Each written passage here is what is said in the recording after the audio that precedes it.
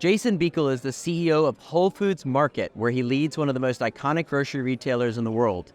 With a strong background in technology and operations, Jason has been instrumental in advancing Whole Foods' commitment to organic products, sustainability, and customer-centric innovation.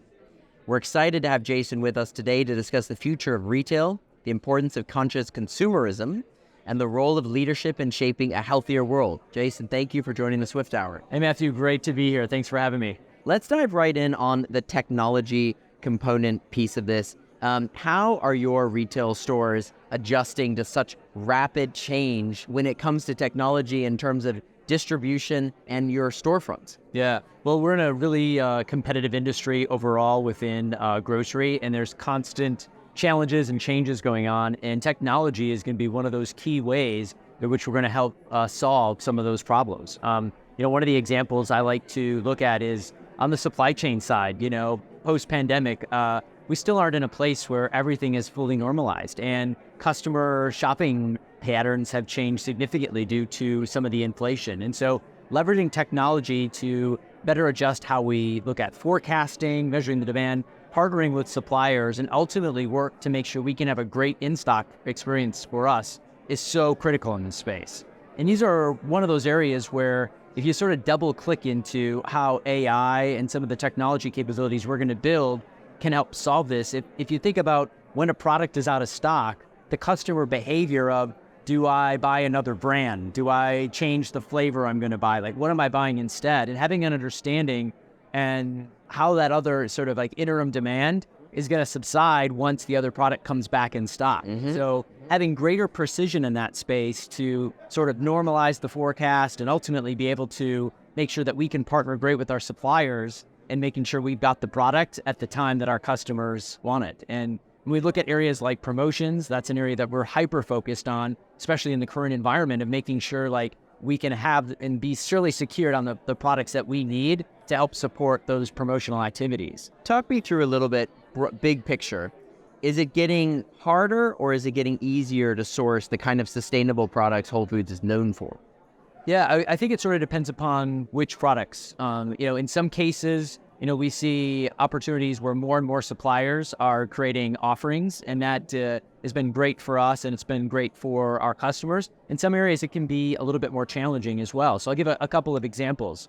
On the regenerative side, we see such a tremendous amount of demand coming from customers who are interested in this product and suppliers who are wanting to be able to take those steps to be able to make the changes within their farming practices that can align to a regenerative certification that we support.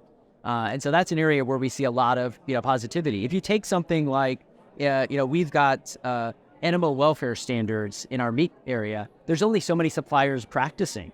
And in some cases, it's harder to sort of keep up with the demand. Or in some cases, there may be some challenges and suppliers have to pull back. So what's your answer in those moments? How do you navigate that knowing that the demand is continuing to be so high? Yeah, so a big thing for us is looking at the long term and working with more and more suppliers that we can bring on and help support our needs. One of the things that we've done just recently in this past year is we've actually increased the number of certifiers in that space as well. And we've increased the scope of how we're looking at sort of our animal welfare standards. And I think this is where we can get a win-win. We can ultimately continue to elevate the standards, but also have more suppliers or certifiers, which will allow more product options for customers to get to sort of those win-wins. For us, thinking about the long term and how we can not just support today, tomorrow, next year, but what do we need for the next 3, 5, and 10 years to make sure that we're going to have the product available that customers are looking for, and ultimately ones that align to our higher purpose of nourishing people on the planet and meet our quality standards. What was the most significant difference from Whole Foods before Amazon and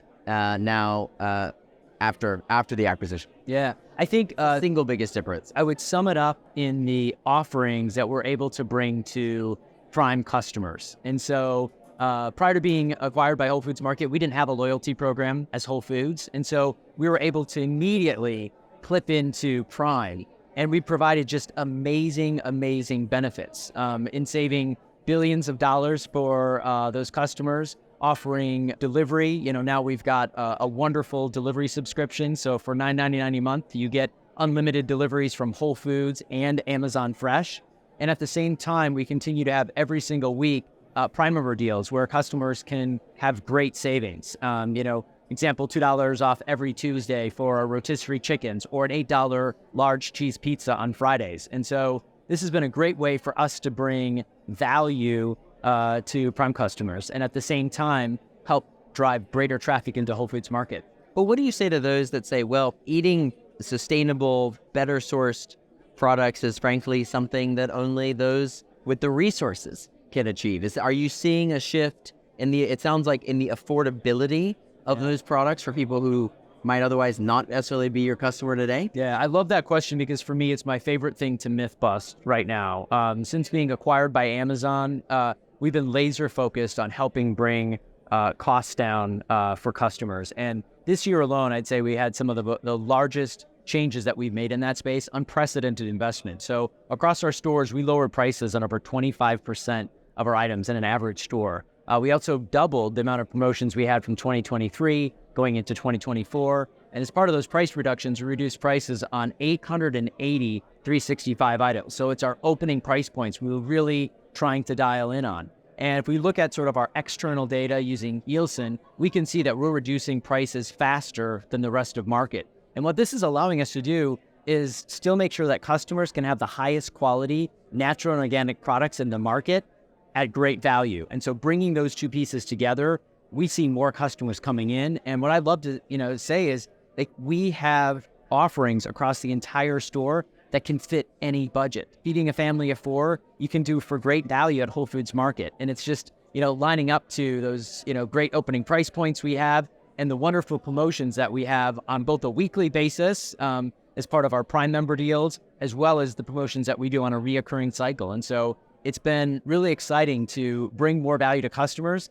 and actually see them adapt to those as well as we start to see larger baskets. What are your strategies in terms of scale, in terms of the number of stores? Now, I know you're obviously an extremely U.S.-centric business as well. So any plans to potentially really expand overseas? Yeah, so we kind of have a couple of growth opportunities. Here domestically, we still have an opportunity to open so many more stores. And that's really exciting because, there's some in the food industry here that are actually having to pull back. And so for us, having that demand is exciting in serving more communities. We currently have over 75 stores in development right now.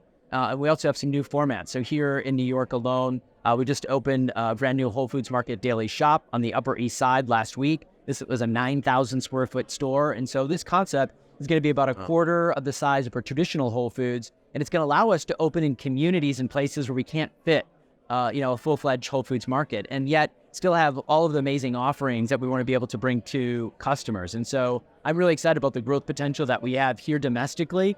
And then from an international perspective, we already operate in both Canada and the UK. We've made some adjustments to our model in the UK. And as part of that, we announced the first opening that we'll be having in over a decade, which will be coming up early next year, and have some exciting plans that we want to be able to do in that market. And then I do see over time for us to be able to expand even further. But part of it is making sure we sort of season the opportunities that we have right now here in the US and Canada and the UK as existing markets that we're operating in. How did you get into this? What brought you into this business? Yeah, so prior to joining Whole Foods, I worked in retail consulting. And so worked with a whole bunch of different retailers. It's how I got to meet some of the leadership at Whole Foods was through that last role. And for me, I've always had a connection to the company. I'd been a customer for 12 years, even before joining the company. Ultimately, it just sort of came together. And it was one of those things where I've just had, a deep connection to both our purpose and our values. And now I have the responsibility of helping, steward those and ensure that, Whole Foods Market can continue to serve the highest quality natural and organic products for future generations. And that for me is a really exciting role. Talk to me real quick about Wisconsin. How does it connect to sort of how you run the company? First off, is there a Whole Foods in your hometown? Not in my hometown, but there's, I'd say 3 within driving distance, within sort of the hour or so where I grew up. And the very first store that I went to was in Madison, Wisconsin. So I grew up, there. Both of my parents grew up on dairy farms, so I had an opportunity as a young kid to spend quite a bit of time on my grandparents' dairy farm on my mother's side. And so getting an understanding of the work that goes into farming and our food systems. My dad was a cheesemaker, and so understanding, sort of the connection there. So it really started from day one for you when it comes to food. It did. It's one that, when you sort of look at all the different experiences I was able to have in life, it sort of has come together in sort of this magical moment of, I'm so proud of the fact that I can help lead and advocate for farmers, especially in supporting more climate-friendly agriculture practices like organic and regenerative. And at the same time, be able to work with, suppliers and partners, in all aspects of the business who've had to go through different experiences that I've seen, within my family and my extended family. Jason, it's wonderful to have you here. Welcome back to Concordia. Thank you for being on the Swift Hour. Yeah. And it's exciting times at Whole Foods Market. Yeah, well, really appreciate you having me. Really enjoyed the conversation. Thank you so much.